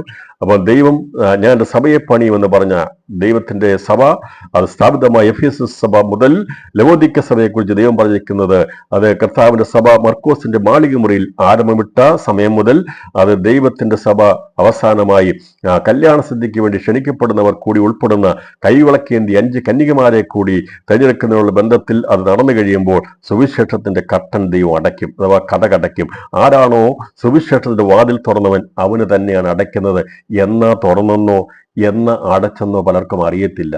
അതുകൊണ്ടാണ് ഇതൊന്നും അറിയാൻ കഴിയാത്ത പ്രിയപ്പെട്ടവരെ. എന്ന് തുറന്നെന്നോ ഇതിനെല്ലാത്തിനും ഒരു ആരംഭമുണ്ട്, എല്ലാത്തിനും ഒരു അവസാനവുമുണ്ട്. അത് മനസ്സിലാക്കിയെങ്കിൽ മാത്രമേ വെളിപ്പാട് പുസ്തകം പഠിച്ചെടുക്കാൻ കഴിയത്തുള്ളൂ, ദൈവത്തിന്റെ കാര്യങ്ങളെക്കുറിച്ച് മനസ്സിലാക്കാൻ സാധിക്കത്തുള്ളൂ. തുടർന്നുള്ള ഭാവികാല സംഭവങ്ങൾ നമ്മളൊക്കെ മനസ്സിലാകുമെന്നാൽ ഈ അത്താഴം കഴിക്കാൻ വേണ്ടി ഉള്ളവരല്ല. പ്രാതൽ ദൈവം ഒരുക്കി കൊടുത്തിട്ട് പറഞ്ഞു അത് ആരംഭമാണ്. എന്നാൽ ദൈവം ഒരുക്കി കൊടുത്ത അത്താഴം അത് ഭൂമിയിൽ വെച്ച് നിറവേറപ്പെടുന്നത് കല്യാണ സദ്യയുള്ള ബന്ധത്തിൽ നിറവേറപ്പെടും.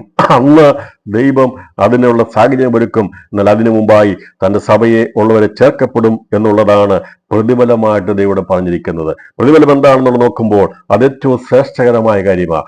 3-ാമത്തെ 21-ാം വാക്യത്തിൽ പറഞ്ഞിരിക്കുന്നത് അത്താഴം കഴിക്കുന്നതല്ല ദൈവസഭയുടെ പ്രതിഫലം. അവിടെ എഴുതിയ പോരായിരുന്നോ? പ്രതിഫലത്തിന് അത് എഴുതിയ പോരായിരുന്നോ? അങ്ങനെ ദൈവം പ്രതിഫലമായിട്ട് അതിനെ പറഞ്ഞിരുന്നെങ്കിൽ അത് മതിയില്ലായിരുന്നോ?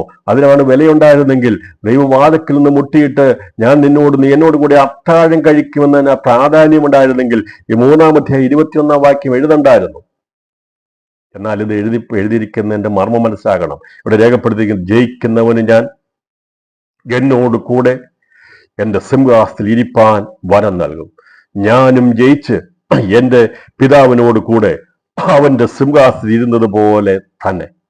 കർത്താവ് ഇതാണ് ജയാളികളുടെ പ്രതിഫലം, അല്ലാതെ അത്താഴം കഴിക്കുന്നതല്ല. ജയാളികളായൊക്കെ അത്താഴം കഴിക്കാനുള്ളവരല്ല. അത് ദൈവം സഭയുടെ ആഗോള സഭയുടെ അവസാനം വരെയുള്ള കാര്യങ്ങളെ ലവോദിക്ക സഭയുടെ ബന്ധത്തിൽ പറഞ്ഞിട്ട് ഈ ലവോദിക്ക സഭയിൽ ഞാൻ പറഞ്ഞല്ലോ, ആ ദൈവം പണിതെടുക്കുന്ന തികവിലേക്ക് എത്തിക്കുന്ന പാനപാത്രം നിറഞ്ഞു കവിയുന്ന രക്ഷയുടെ സന്തോഷം അനുഭവിക്കുന്ന അതാരും അറിയാതെ ദൈവം സൂക്ഷിക്കുന്ന അവർ സാധാരണ നോക്കുമ്പോൾ ഇവരൊന്നും കഷ്ടതയും ജരുക്കവും ദുഃഖവും പ്രയാസവും ഒക്കെ ഉള്ളൂ, രോഗമേ ഉള്ളൂ, വിഷമേ ഉള്ളൂ, അവനെന്നും ഇങ്ങനെ കിടക്കുന്നതുകൊണ്ട് ഇവൻ വിചാരിക്കും ഇവന് അത്ര വലിയ കാര്യമായിട്ടുള്ളതൊന്നും അല്ല, ഇവനെ വിട്ടുകളയും, ഇവനൊന്നും ഇതല്ല വിഷയമല്ലേ. എന്നാൽ മറുഭാഗത്ത് സാധാരണ നോട്ടം വെച്ചിരിക്കുന്നത് ഉറക്കിക്കളയാൻ വേണ്ടി ഉദാസീനമായിരിക്കുന്നവർക്ക് എല്ലാം കൊണ്ട് കുഴപ്പമൊന്നുമില്ല. പക്ഷേ ഈ കരഞ്ഞും നിലവിളിച്ചും കഷ്ടപ്പെട്ടും ദൈവസന്നിധിയിൽ ജീവിക്കുന്നവരെ കർത്താവ് ചേർക്കാൻ വേണ്ടി ദൈവം വരാൻ പോകുകയാണ്. അവരുടെ ഉള്ളിലൊരു സന്തോഷമുണ്ട്, അവരുടെ ഉള്ളിൽ വലിയൊരു പ്രത്യാശയുണ്ട്. അവർ ജയാളികളാണ്. കർത്താവ് പറഞ്ഞു, ജയിക്കുന്നവന് ഞാൻ എന്നോട് കൂടെ എൻ്റെ സിംഹാസനത്തിരിപ്പാൻ വരം നൽകും. ഞാനും ജയിച്ച് എൻ്റെ പിതാവിനോട് കൂടെ അവന്റെ സിംഹാസനിരുന്ന പോലെ തന്നെ ജയാളികളാകുന്നവർക്ക് പ്രതിഫലമായി അള്ളിച്ചേദിക്കുന്ന പ്രതിഫലം അതിമഹത്തായതാണ്. അത് കൃപാവരങ്ങളുടെ തുടക്കം നമുക്കറിയാം, നിത്യ ജീവനാണ്. പാപത്തിന്റെ ശമ്പളം മരണമത്രേ, ദൈവത്തിന്റെ കൃപാവരമോ നമ്മുടെ കർത്താവായ യേശുക്രിസ്തുവിന്റെ നിത്യജീവൻ തന്നെ. അപ്പോൾ നിത്യജീവനായിരിക്കുന്ന കൃപാവരത്തിന്റെ തുടക്കം അതാണ് തുടങ്ങിയെങ്കിൽ കൃപാവരം ലഭിക്കാത്ത ഒരൊറ്റ മനുഷ്യൻ പോലും വിശ്വാസഗോളത്തിലില്ല, കൃപാവരം ലഭിക്കാത്തവരായിട്ട്. അപ്പോൾ കൃപാവരം ജനിച്ചവരാണ്, കൃപാവരം പ്രാപിച്ചവരാണ്. നിത്യജീവൻ പ്രാപിക്കുന്ന എല്ലാവരും കൃപാവര പ്രാപ്തന്മാരാണ്, കൃപാവരം പ്രാപിച്ചവരാണ്. അത് പറയുന്നത് പാപത്തിന് ശമ്പളം മരണമത്രേ, നാം പാപത്തിന്റെ കൂലി പ്രാപിക്കേണ്ട മരണത്തിന് അടിമപ്പെട്ടവരായിരുന്നു. എന്നാൽ ദൈവത്തിന്റെ കൃപാവരമോ നമ്മുടെ കർത്താവായ യേശു ക്രിസ്തുവിൽ നിത്യജീവൻ തന്നെ. അതിൽ ആരംഭമിട്ട് 30 മേനിയിൽ തുടങ്ങിയിട്ട് അതെ ഭൗതിക ജീവിതത്തിൽ നിന്ന് ദൈവം നമ്മളെ വിലയ്ക്ക് വാങ്ങി നമ്മെ ശിശുക്കളാക്കി കൊണ്ടുവന്നു. അതിൽ നിന്ന് 30 മേനി വിളഞ്ഞു.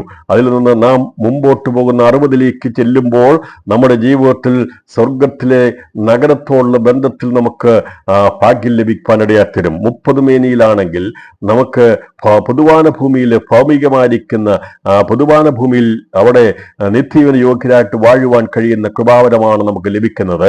അതിനുള്ള ഭൗമിക തേജസ്സായിരിക്കും ലഭിക്കുന്നത്. എന്നാൽ അതിൽ നിന്ന് നാം വളർച്ച പ്രാപിച്ച് 60 മേനിയായ സ്വർഗത്തിൽ നഗരത്തിൽ പേരെഴുതപ്പെട്ടിരിക്കുന്നവരായി തീരുവാൻ ഉള്ള ഭാഗ്യമാണ് നമുക്ക് ലഭിക്കുന്നത്. അവർ സ്വർഗീയ യെരൂശലേമാകുന്ന സ്വർഗത്തിൽ നിന്ന് പണിതിറക്കുന്ന ആ നഗരത്തിന്റെ ഭാഗമായി തീരുവാൻ ദൈവം കൃപ നൽകുന്നു. എന്നാൽ 100 മേനി തികയുന്നവർ മന്ദിരമായിരിക്കുന്ന ക്രിസ്തുവിൽ അവരെയാണ് സ്വർഗത്തിൽ പേരെഴുതിയിരിക്കുന്ന ആദ്യജാതന്മാരുടെ സഭ എന്ന് പറഞ്ഞിരിക്കുന്നത്. എബ്രായ ലേഖനത്തിൽ പറഞ്ഞിരിക്കുന്ന ആദ്യജാതന്മാരുടെ സഭ എന്നുള്ളത് അത് ജീവോസ്തത്തിൽ പേരെഴുതിയിരിക്കുന്നത് മാത്രമല്ല, ജീവോസ്തത്തിൽ പേരെഴുതി തുടക്കം ആരംഭിച്ചിട്ട് നമ്മെ ഭൗമിക തേജസ്സിന് യോഗ്യരാക്കി തീർന്ന ശേഷമായി ആരെല്ലാം ദൈവത്തിന്റെ വചനത്തിൽ വളർച്ച പ്രാപിച്ച് പരിജ്ഞാന പൂർത്തീകരണത്തിലേക്ക് എത്തുന്നുവോ അവർ 60 മേനിയിലേക്ക് എത്തുമ്പോൾ നഗരത്തിന്റെ ഭാഗമായി നഗരത്തിൽ അവരുടെ പേരുകൾ കാണപ്പെടും. എന്നാൽ അതിൽ നിന്നും വളർച്ച പ്രാപിച്ച് ക്രിസ്തുവിന്റെ തലയോളം വളരുന്നവരുടെ പേര് സ്വർഗത്തിൽ രേഖപ്പെടുത്തുന്നതാണ് ആദ്യജാതന്മാരുടെ സഭ. സ്വർഗത്തിൽ പേരെഴുതിയിരിക്കുന്ന ആദ്യജാതന്മാരുടെ സഭ, ജയാളികളാകുന്ന എഫേസസ് സഭ മുതൽ ഈ 7 സഭകളെയും പഠിക്കുമ്പോൾ ജയാളികളായിരിക്കുന്നവരുടെ പേരുകൾ രേഖപ്പെടുത്തിയിരിക്കുന്നത് ജീവപുസ്തകത്തിൽ മാത്രമല്ല, ജീവപുസ്തകത്തിൽ അതിൽ നിന്ന് നമുക്ക് മാറ്റമുണ്ടായി. അത് നഗരത്തിൽ പേരെഴുതുന്ന അവസ്ഥയിൽ നിന്ന് മാറ്റമുണ്ടായി. ഇന്ന് രാത്രി ഒരു മാമൻ ഞാൻ വിളിച്ചു പറയാം, സ്വർഗത്തിൽ പേരെഴുതിയിരിക്കുന്ന ആദ്യജാതന്മാരുടെ സംഘത്തിൽ നമ്മുടെ പേരെഴുതിയിട്ടുണ്ടെങ്കിൽ നീയാണ് ഭാഗ്യവാൻ, ഞാനാണ് ഭാഗ്യവാൻ. അതിനേക്കാൾ അപ്പുറമായി മറ്റൊരു ഭാഗ്യമില്ല. ഈ ജീവിതം കൊണ്ട് പ്രാപിച്ചെടുക്കാവുന്ന ഏറ്റവും വലിയ ഭാഗ്യകരമായ അവസ്ഥ ആദ്യജാതന്മാരുടെ സ്വർഗത്തിൽ പേരെഴുതിക്കുന്ന ആദ്യജാതന്മാരുടെ സഭയിലെ അംഗമായി തീരുക എന്നുള്ളതാണ്. അതാണ് ഇവിടെ കർത്താവ് പറഞ്ഞത്, പ്രതിഫലമായി പറയുന്നത്, ജയിക്കുന്നവന് ഞാൻ എന്നോടുകൂടെ എൻ്റെ സിംഹാസനത്തിരിപ്പാൻ വരം നൽകും. വരത്തിലെ ഏറ്റവും ശ്രേഷ്ഠമേറിയ വരം ഇന്ന് രാത്രിയിൽ ദൈവാത്മാവ് നമ്മോട് സംസാരിക്കുകയാണ്. നമുക്ക് രാത്രി പറയാം, കർത്താവേ, ഞാൻ ശ്രേഷ്ഠകരമായ അതിശ്രേഷ്ഠമായ വരം അങ്ങയോട് കൂടെ സിംഹാസനത്തിരിപ്പാൻ എനിക്ക് യാതൊരു യോഗ്യതയുമില്ല. എന്നാൽ ദൈവമായ കർത്താവ് മൺപൊടികളായിരിക്കുന്ന മണ്ണിൽ നിന്ന് സൃഷ്ടിച്ച മനുഷ്യനിൽ നിന്ന് ഒരു കൂട്ടം ജനത്തെ അവനോട് കൂടെ ഇരുത്തുക എന്നുള്ളതും സ്വർഗീയ യെരൂശലേം പണിയപ്പെടുക എന്നുള്ളതും പൊതുവാന ഭൂമി പണിയപ്പെടുക എന്നുള്ളതും ലോകസ്ഥാപനത്തിന് മുമ്പ് ദൈവം പദ്ധതിയിട്ടതായിരുന്നു. ആ പദ്ധതി പ്രകാരം ആദ്യജാതന്മാരുടെ സഭയുടെ അംഗങ്ങളായി തീരുവാൻ, ദൈവത്തിന് സ്വർഗീയ വിളിയുടെ ഓഹരിക്കാരായി തീരുവാൻ ഇന്ന് രാത്രി ദൈവാത്മാവ് വിളിക്കുക, പേര് ചൊല്ലി വിളിക്കുക. ആരെല്ലാം ഈ സന്ദേശത്തിന് മുമ്പിൽ ചെവി കൊടുക്കുമോ അവരെ ദൈവം ചേർക്കുവാൻ വേഗത്തിൽ വരാൻ പോകുക. അതുകൊണ്ട് നമ്മുടെ പേര് സ്വർഗത്തിൽ പേരെഴുതിയിരിക്കുന്ന ആദ്യജാതന്മാരുടെ സഭയിൽ ഉണ്ട് എന്നുള്ളത് എങ്കിൽ എത്ര ശ്രേഷ്ഠകരമായ ഭാഗ്യകരമായ അവസ്ഥയാണ്. കഥ പറഞ്ഞു, നീ ജയിച്ചു കഴിഞ്ഞാൽ നിന്റെ ഇരിപ്പ് പിന്നീട് നിലത്തല്ല മക്കളെ, എന്നിൽ നമ്മളെ ഉയർത്തിക്കൊണ്ടുപോയി ഇരുത്തുന്നത് അവന്റെ സിംഹാസനത്തിരിപ്പാൻ ഞാൻ എന്നോട് കൂടെ എന്റെ സിംഹാസനത്തിൽ ഇരിക്കും. ഇതിനേക്കാൾ വലിയൊരു പ്രോമിസ് ഇല്ല. ഇന്ന് രാത്രിയിൽ ഈ വാഗ്ദത്തം എത്ര പേർ ഏറ്റെടുക്കും? അതെ, കണ്ണുകൾ തുറക്കപ്പെടണം, നമ്മുടെ ദീർഘദൃഷ്ടി ഉണ്ടാകണം. ഇന്ന് ഒരുപക്ഷെ വലിയ ദുഃഖത്തോടും നിരാശയോടുള്ള നീ സന്ദേശം കേൾക്കുന്നെങ്കിൽ, വിശ്വാസത്തിൽ ഇറങ്ങിയതിൻ്റെതായ ആഴമെന്തെന്ന് മനസ്സിലാകുന്നില്ലെങ്കിൽ, ഇന്ന് രാത്രി ദൈവാത്മ പറയുക, നമ്മെ ഇരുത്താമെന്ന് പറഞ്ഞിരിക്കുന്നത് എവിടെയെന്നറിയാമോ? ഏതെങ്കിലും ഐക്യരാഷ്ട്ര സംഘടനയുടെ സീറ്റിൽ കൊണ്ട് ഇരുത്താമെന്നല്ല, ഏതെങ്കിലും തകർന്നു പോകുന്ന ഒരു രാജ്യത്തിന്റെ അധിപനാക്കി ഇരുത്താമെന്നല്ല, എന്നേക്കും നിൽക്കുന്ന ദൈവത്തിന്റെ സിംഹാസനത്തിൽ ഇരുത്താമെന്നുള്ള ദൈവത്തിന്റെ വാഗ്ദത്തം ലഭിച്ച ദൈവമക്കൾ ദിവസങ്ങളിൽ ചടകുടൻ എഴുന്നേൽക്കണം. അതേ ദിവസങ്ങളിൽ പറയണം, എനിക്ക് ലഭിക്കാൻ പോകുന്ന വാഗ്ദത്തം ഓർക്കുമ്പോൾ. അതുകൊണ്ട് പൗലോസ് പറഞ്ഞത്, നമ്മിൽ വെളിപ്പെടുവാൻ തേജസ് വിചാരിച്ചാൽ ഈ കാലത്തിലെ കഷ്ടങ്ങൾ സാരമില്ല. ലഭിക്കാനുള്ളത് മനസ്സിലാക്കിയെങ്കിൽ മാത്രമേ ത്യജിക്കാൻ കഴിയത്തുള്ളൂ. ഒന്നുകൂടെ ഞാൻ പറയാം, ലഭിക്കാനുള്ളത് മനസ്സിലാക്കിയെങ്കിൽ മാത്രമേ ത്യജിക്കാൻ കഴിയത്തുള്ളൂ. ലോകത്തെ ത്യജിക്കണമെങ്കിൽ, എല്ലാം ചവറന്നെണ്ണണമെങ്കിൽ നമുക്ക് ലഭിക്കാൻ പോകുന്ന ആ അതിമഹത്തായ പ്രതിഫലം ഓർക്കുവാനിടയായിട്ട്. അതുകൊണ്ട് ഈ ദിവസങ്ങളിൽ പൗലോസ് പറഞ്ഞതുപോലെ എല്ലാം ഞാൻ എന്ത് ചെയ്യുന്നു, അത് ചപ്പെന്നും ചവറെന്നും എണ്ണുവാൻ ഇടയായിത്തീരണം. അതിനെയാണ് ത്യജിക്കുക എന്ന് പറയുന്നത്. നമുക്ക് ലഭിക്കണമെങ്കിൽ നാം ഇവിടെ ത്യജിക്കേണ്ടതിനെ ത്യജിക്കണം. രാത്രി സന്ദേശം മനസ്സിലായെങ്കിൽ ഞാൻ വേഗത്തിൽ സന്ദേശം നിർത്താൻ ആഗ്രഹിക്കുകയാണ്. അത് ജയിക്കുന്നവൻ ഞാൻ എന്നോട് അപ്പോൾ അത്താഴം കഴിക്കുന്നതല്ല ജയാളിക്ക് ലഭിക്കുന്ന പ്രതിഫലം. അത് കർത്താവ് ആഗോള സഭയോടുള്ള ബന്ധത്തിൽ, ശേഷിയുള്ള ബന്ധത്തിലാണ് പറഞ്ഞത്. അപ്പൊ അതുകൊണ്ട് ഈ വചനം എല്ലാവരും എടുത്തു വെച്ച് വായിച്ചിട്ട് എനിക്ക് അത്താഴം കഴിക്കുന്ന കൂട്ടത്തിൽ ആയാൽ മതി. കർത്താവ് ഞാൻ സ്വീകരിച്ചിരിക്കുക, അത്താഴം കഴിക്കാൻ വേണ്ടി നിൽക്കരുത്. അത്താഴത്തിന് മുമ്പായിട്ട് കല്യാണമുണ്ട് കേട്ടോ. ആ കല്യാണം സ്വർഗാസുഖത്തിൽ നടക്കുമ്പോൾ അണുമാടന്റെ മണവാട്ടിയായിട്ട് ഇടണമെങ്കിൽ സ്വർഗത്തിൽ പേരുന്ന ആദ്യാത്മാട് സഭയാറ്റിടാൻ ജയാളിയായിട്ട് ഇടണം. ഇന്ന് എത്ര പേർ പരാജയപ്പെട്ട് നിൽക്കുമ്പോൾ ഇന്ന് രാത്രി ദൈവാത്മാർ ഉദാസീനതയൊക്കെ വെടിഞ്ഞ് ഈ ദിവസങ്ങളിൽ നമ്മുടെ അഹങ്കാരങ്ങളൊക്കെ വെടിഞ്ഞ് നമുക്ക് ലഭിക്കാൻ പോകുന്ന പദവി ഓർത്തുകൊണ്ട് എസ്തേർ എന്ന അവള് ഒരിക്കലും വിചാരിച്ചതല്ല അവൾക്ക് ആ ഒരു പദവിയിൽ എത്തിച്ചേരാമെന്നുള്ളത്. പക്ഷേ അവളെ സെലക്ട് ചെയ്യാൻ ഇടയാത്തീർന്നപ്പോൾ അഹശ്വേരോശ് രാജാവിന്റെ സിംഹാസനത്തിൽ ഇരിക്കുന്ന രാജാവിന്റെ വലത്തുഭാഗത്തിരിക്കുന്ന ഒരു രാജ്ഞിയുടെ പദവിയിലേക്ക് അവൾ ഉയർത്തപ്പെട്ടു. ഒരിക്കലും വിചാരിച്ചതല്ല. പക്ഷേ എന്നാൽ ദൈവത്തിന്റെ സെലക്ഷനിൽ അവൾ എത്തിച്ചേരാൻ ഇടയാത്തീർന്നു. അങ്ങനെയെങ്കിൽ പ്രിയപ്പെട്ടവരെ, നമുക്കും ഒരിക്കലും ഒരു യോഗ്യതയുള്ളതല്ല. അന്ന് എസ്തേറിന് ലഭിച്ചത് അഹശ്വേരോശ് രാജാവിന്റെ രാജ്ഞിയാത്തിരാനുള്ള വല്ലപ്പോഴും വിളിക്കുമ്പോൾ ചെല്ലാനുള്ള ഒരു അവസരമാണ് ലഭിച്ചെങ്കിൽ, പുതിയ നിയമവിശ്വാസി എനിക്ക് നിങ്ങൾക്കും വല്ലപ്പോഴും വിളിക്കുമ്പോൾ ചെല്ലാനുള്ള അവന്റെ മുഖം നോക്കി അവൻ ഇഷ്ടപ്പെടുന്നെങ്കിൽ വിളിക്കുന്ന ഒരു അനുഭവമല്ല ദൈവം നമ്മളെ കണ്ടിരിക്കുന്നത്. ദൈവം നമ്മളെ നിത്യം അവനോട് കൂടെ വസിക്കുവാൻ, അവന്റെ മുഖം കാണുവാനുള്ള, അവനോട് കൂടെ ഇരിപ്പാനുള്ള പ്രതിഫലം നൽകാമെന്ന് പറഞ്ഞിരിക്കുന്ന യേശുക്രിസ്തുവിന്റെ വചനം ഇന്ന് രാത്രിയിൽ അതിന്റെ സത്യം മനസ്സിലാക്കിയെങ്കിൽ എനിക്കും നിങ്ങൾക്കും അതിനപ്പുറമായിട്ടൊന്നും വേണ്ട എന്ന് എത്ര പേർക്കറിയാൻ കഴിയും? ഇതാണ് ഏറ്റവും വലിയ പ്രതിഫലം. അതെല്ലാം ഉൾപ്പെടുന്നുണ്ട്. അവനോടുകൂടി അവസാനമായി ലവോദിക്കസഭയോട് പറയുക, നിന്നെ ഇവിടുന്ന് കൊണ്ടുപോയി കഴിഞ്ഞാൽ പർദീസിൽ നിനക്ക് പോയി അവിടെ അവരുടെ ജീവന്റെ വിഷഫലം കഴിക്കാൻ സമയമില്ല. ഇവിടുന്ന് നിന്നെ കൊണ്ടുപോകുമ്പോൾ തന്നെ സ്വർഗത്തിലേക്ക് സിംഹാസനത്തിലേക്ക് കൊണ്ടുപോകുക. അതുകൊണ്ട് ലവോദിക്ക സഭയുടെ സമയത്ത് കർത്താവ് താൻ ഗംഭീരതയോടും ദൈവത്തിന്റെ കാരണത്തോടും കൂടി വരും എന്നുള്ളത് നാം വിശ്വസിക്കുന്നു. അങ്ങനെയാണെങ്കിൽ കാലങ്ങൾ അധികം ദീർഘമാക്കുമോ എന്നറിയത്തില്ല. ഒരുപക്ഷെ വരുന്ന ആഴ്ച ക്ലാസ് ഉണ്ടാകുമോ എന്നറിയത്തില്ല. എത്ര പേർക്ക് സമർപ്പിച്ചു കൊടുക്കാൻ സാധിക്കും? ഇത് വെറുതെ പറയുന്ന കാര്യമല്ല പ്രിയപ്പെട്ടവരെ. 2000 വർഷമായി പറഞ്ഞുകൊണ്ടിരിക്കുന്ന കാര്യത്തിന്റെ ഒരു ആവർത്തന പല്ലവി പറഞ്ഞു പോകുകയല്ല. ഇനി അങ്ങനെയാണെങ്കിൽ തന്നെയും നാം ഒരുങ്ങിയേ മതിയാകുള്ളൂ.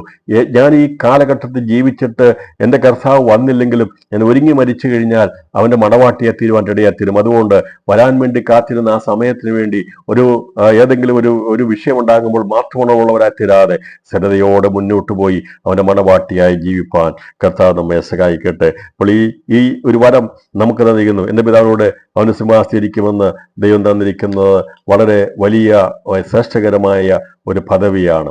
അപ്പോൾ ദൈവത്തോട് കൂടെ ഇരിപ്പാനുള്ള അതിശ്രേഷ്ഠമായ പദവി ദൈവം നമുക്ക് തന്നിരിക്കുക. ആദത്തിന് ഹവ്വയെ സൃഷ്ടിച്ചു കൊടുത്തപ്പോൾ ഹവ്വയെ കുറിച്ച് ദൈവം കണ്ടിരുന്നത് എന്താണെന്നുള്ളത് അവിടെ ഉൽപ്പത്തി പുസ്തകം 3-12 പറഞ്ഞിട്ടുണ്ട്. അത് നിഴലായിരുന്നു.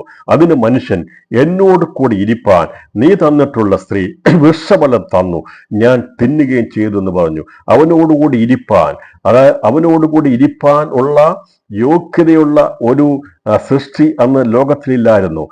ആദം നോക്കിയപ്പോൾ സിംഹവും എല്ലാ കാര്യങ്ങളെയും കണ്ടപ്പോൾ അവനോടുകൂടി ഇരിപ്പാൻ അവനെപ്പോലെയുള്ള ഒരു സൃഷ്ടിയില്ലായിരുന്നു. അതുകൊണ്ട് ദൈവം അവന്റെ അസ്ഥിയിൽ നിന്ന് ഒരു സ്ത്രീയെ ഉണ്ടാക്കി അവന് കൊടുത്തപ്പോൾ അവന് യോജിപ്പാനിടയാത്തത്. അതോടെ പറയുന്നത്, നീ എന്നോട് കൂടി ഇരിപ്പാൻ നീ തന്നിട്ടുള്ള സ്ത്രീ വൃക്ഷഫലം തന്നു. അപ്പോൾ അത് നിഴലായിരുന്നെങ്കിൽ പിതാവാം ദൈവത്തോടു കൂടെ തന്റെ പുത്രനോടുകൂടെ ചേരുവാൻ ഭാഗ്യം ലഭിച്ച മണവാട്ടിയെക്കുറിച്ചുള്ള കാഴ്ചപ്പാട് നമുക്കവിടെ കാണുവാൻ സാധിക്കും. എന്തിനു വേണ്ടിയാ ദൈവം തന്റെ ജീവൻ തന്ന് നമ്മളെ രക്ഷിച്ചതറിയാമോ? അവനോട് കൂടെ ഇരിപ്പാൻ വേണ്ടിയാണ്. ഈ സന്ദേശമൊന്നും സാത്താൻ വെളിപ്പെടുത്തുവാൻ ആഗ്രഹിക്കുന്നില്ല. അവനൊന്നും പറഞ്ഞു തരാൻ അംഗീകരിക്കത്തില്ല. ഭൗതികരുടെ പിറകെ എല്ലാവരെയും കൊണ്ടുപോയിക്കൊണ്ടിരിക്കുമ്പോൾ, അതാണ് അനുഗ്രഹമെന്ന് പറഞ്ഞുകൊണ്ടിരിക്കുമ്പോൾ, രാത്രിയിൽ അതിനെ പൊളിച്ചെഴുതി ദൈവാത്മാവിന്റെ ശക്തമേറിയ ദൂത് രാത്രി ദൈവം വെളിപ്പെടുത്തുക. അത് ഇവിടെ ലഭിക്കേണ്ടത് നമുക്ക് നൽകും. നമ്മളെ ലജ്ജിപ്പിക്കുവാൻ ദൈവം സമ്മതിക്കത്തില്ല. മറ്റാരുടെ മുമ്പിൽ തലകുനിക്കുവാൻ ദൈവം സമ്മതിക്കത്തില്ല. ദൈവം നമുക്ക് നൽകേണ്ട ഭൗതികത നൽകും പ്രിയപ്പെട്ടവരെ. എന്നാൽ നാം ലക്ഷ്യം വെക്കേണ്ടത് അവന്റെ സിംഹാസനത്തിൽ അവനോട് ഇരിക്കാമെന്ന് പറഞ്ഞിരിക്കുന്ന വാഗ്ദത്തം പ്രാപിക്കാൻ വേണ്ടി ദിവസങ്ങളിൽ നമുക്ക് ത്യജിക്കേണ്ടതിനെ ത്യജിച്ചുകൊണ്ട് പ്രാപിക്കേണ്ടതിനെ പ്രാപിച്ചുകൊണ്ട് അത് വിശുദ്ധി പ്രാപിച്ചുകൊണ്ട് ദിവസങ്ങളിൽ നമുക്ക് മുന്നേറുവാൻ പരിശുദ്ധാത്മാവ് തുണ നൽകട്ടെ എന്നുള്ള സന്ദേശം കൈമാറിക്കൊണ്ട് ഞാൻ ഇന്ന് ഈ രാത്രിയിൽ യോഹന്നാൻ സുവിശേഷം 14-3 യേശു കർത്താവ് പറഞ്ഞ വചനവും കൂടി ഒന്ന് വേഗത്തിൽ യോജിപ്പിച്ച് നിർത്താൻ ആഗ്രഹിക്കുകയാണ്. ഞാൻ പോയി നിങ്ങൾക്ക് സ്ഥലം ഒരുക്കിയാൽ ഞാൻ ഇരിക്കുന്ന ഇടത്ത് നിങ്ങളും ഇരിക്കേണ്ടതിന് പിന്നെയും വന്ന് നിങ്ങളെ എൻ്റെ അടുക്കൽ ചേർത്തോളും. ശ്രദ്ധിക്കണമേ, കർത്താവ് ഇവിടെ കയറി വരിക എന്ന ശബ്ദത്തിലല്ല കൊണ്ടുപോകുന്നത് ദൈവസഭയെ. തുടർന്ന് ദൈവം വെച്ചാൽ ഇനി നമ്മൾ പഠിക്കാൻ പോകുന്ന ഭാവികാല സംഭവമാണ്. കർത്താവിന്റെ മധ്യാകാശ പ്രത്യക്ഷതയെ കുറിച്ചാണ്. അതെങ്ങനെ സംഭവിക്കും എന്നുള്ളതിനെ കുറിക്കാൻ വേണ്ടിയാണ് ഇവിടെ രേഖപ്പെടുത്തി യോഹന്നാൻ 14-3 പറഞ്ഞിരിക്കുന്നത്.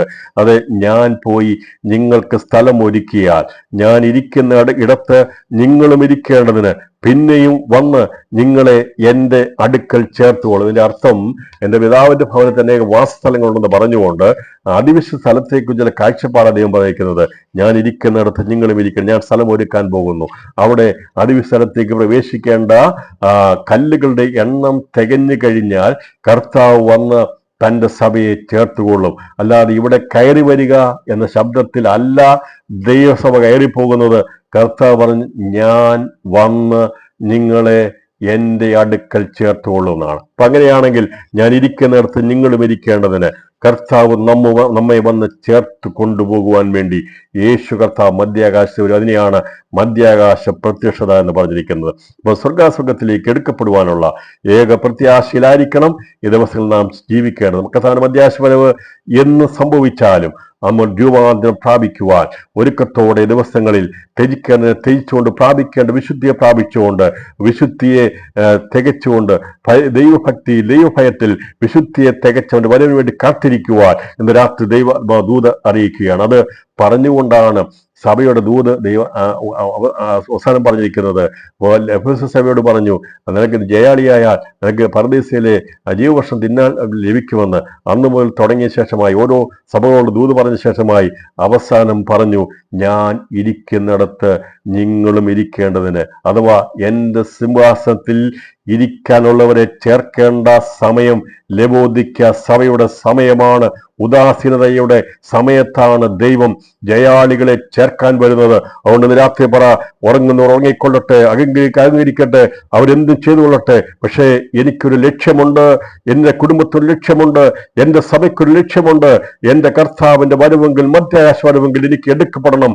അതാണ് ദൈവം എന്നെ കണ്ടിരിക്കുന്ന ഏറ്റവും അതിശ്രേഷ്ഠമായ വരം.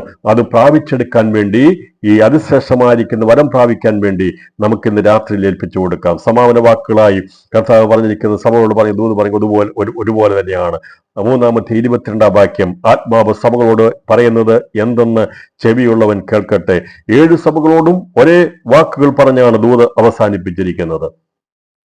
ഭൗതിക നന്മയിൽ ലക്ഷ്യം വെച്ച് ജീവിതം നയിച്ച് പൈശാചിൽ കുടുങ്ങി ശീതോഷ്ണാവസ്ഥയിലായിരിക്കുന്ന ആകരുതെന്നും ജയാളികളായി കർത്താവിനോട് കൂടെ ഇരിപ്പാനുള്ള അതിശ്രേഷ്ഠമേറിയ വരം പ്രാപിക്കണമെന്നാണ് കർത്താവ് സകല ആഗോള സഭയോട് ആജ്ഞാപിച്ച് അവസാനിപ്പിച്ചിരിക്കുന്നത്. സഭയോട് ദൂത് പറഞ്ഞു തുടങ്ങിയത് കർത്താവാണ്. എന്താ പറഞ്ഞു തുടങ്ങിയത്? ഞാൻ എന്റെ സഭയെ പണിയും, പാതാള ഗോപുരങ്ങൾ അതിനെ ജയിക്കുകയില്ല. ദൈവം പണിതിരിക്കുന്ന സഭയിൽ നിന്ന് 30 മേനിയെ ദൈവം പണിതെടുക്കും, 60 ദൈവം പണിതെടുക്കും, 100 മേനിയെയും ദൈവം ഇവിടുന്ന് തികവുള്ളവരായി എടുക്കപ്പെടും. നിങ്ങൾക്കറിയാമോ, ഭൂമിയുടെ അടിഭാഗത്ത് നിന്ന് എടുക്കുന്ന ക്രൂഡ് ഓയിലിന്റെ അകത്ത് പെട്രോളും കാണും, ഡീസലും കാണും, നാഫ്തയും കാണും, പലതും കാണും. അതിനെ വേർതിരിക്കും. അങ്ങനെയാണെങ്കിൽ സ്വർഗദൈവം മനുഷ്യനെ മണ്ണുകൊണ്ട് സൃഷ്ടിച്ചിട്ട് ഇതിനകത്തുനിന്ന് വേർതിരിക്കുമെന്ന് അതിന്റെ ആ ഗേഡ് അനുസരിച്ച് വേർതിരിക്കും. 30, 60, 100 മേനിയായി തിരിക്കുന്ന ഒരു സ്കെയില് ദൈവത്തിനുണ്ട്.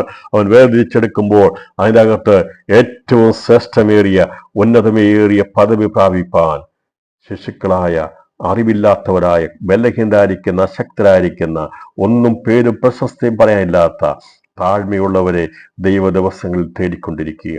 ഇന്ന് രാത്രി സന്ദേശത്തിന് മുമ്പാകെ നമിക്കുവാൻ സാധിക്കുമോ? ദൈവത്തിന് സമർപ്പിക്കപ്പെടുവാൻ സാധിക്കുമോ? തലകളെ വണക്കുവാൻ സാധിക്കുമോ?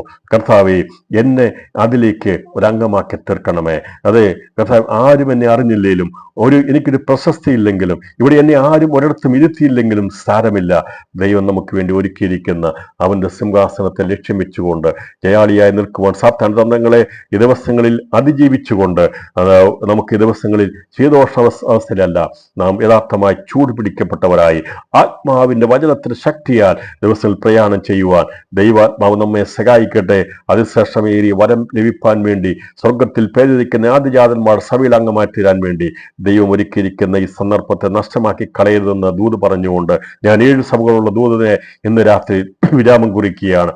ഇവിടെ നാം ചിന്തിച്ചത് രണ്ടാം ഭാഗത്ത് നാം ചിന്തിച്ചത് 2-3 അധ്യായങ്ങളിൽ രേഖപ്പെടുത്തിയിരിക്കുന്ന 7 സഭകളോടുള്ള ബന്ധത്തിലുള്ള ദൂതായിരുന്നെങ്കിൽ അതിൽ ദൈവത്തിന് വേണ്ടി നിൽക്കുന്നവരെ കാലങ്ങളിലായി ദൈവം ജയാളികളാക്കി വേർതിരിച്ചെടുത്തെങ്കിൽ ഈ അവസാന സമയമായിരിക്കുന്ന ഈ ലവോദിക്ക സഭയുടെ സമയത്ത് ദൈവം പറഞ്ഞിരിക്കുന്ന കാര്യങ്ങളെ നമുക്ക് ദിവസങ്ങളിൽ ഒന്നുകൂടി വിശകലനം ചെയ്തുകൊണ്ട് ദൈവകരങ്ങൾ നമ്മളെ തന്നെ ഏൽപ്പിക്കാം. അതേ, നമ്മെ വിളിച്ചിരിക്കുന്നത് വെറുതെ ഒരു കാര്യത്തിന് വേണ്ടിയല്ല, പൊന്ന്, വെള്ളി മുതലാകുന്ന അഴിഞ്ഞു പോകുന്ന വസ്തുക്കളെ കൊണ്ടല്ല, കുഞ്ഞാട് വിലയേറിയ നിഷ്കളങ്കമായി കുഞ്ഞാട് രക്തം കൊണ്ട് നമ്മളെ വിലയ്ക്ക് വാങ്ങി ആ തീയിൽ ഊതിക്കഴിച്ച് പൊന്നാകുന്ന വചനം കൊണ്ട് നമ്മെ പണിതെടുക്കുന്നത് അവനോടുകൂടി ഇരിപ്പാൻ വേണ്ടിയ സ്വർഗീയ സിംഹാസന ദർശനത്തെക്കുറിച്ച് ദിവസങ്ങളിൽ കാഴ്ചപ്പാട് കിട്ടുവാൻ വേണ്ടി ദൈവത്തിന്റെ കരങ്ങളിലേക്ക് നമ്മളെ തന്നെ സമർപ്പിച്ചു കൊടുക്കാം.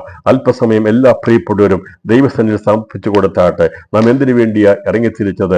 നമ്മുടെ ലക്ഷ്യം എന്താണ്? നാം ഇതൊന്നും അറിയാതെയാണ് വിശ്വാസത്തിൽ വന്നത്. ഇതിന്റെ ആഴവും പരപ്പും അറിയത്തില്ലായിരുന്നു. എന്നാൽ ദൈവത്തിന്റെ കൃപയാൽ കാലാകാലങ്ങളിൽ ദൈവം നമുക്ക് വെളിപ്പെടുത്തി തന്നിരിക്കുന്ന സന്ദേശത്തിനായി സ്തോത്രം ചെയ്യാം.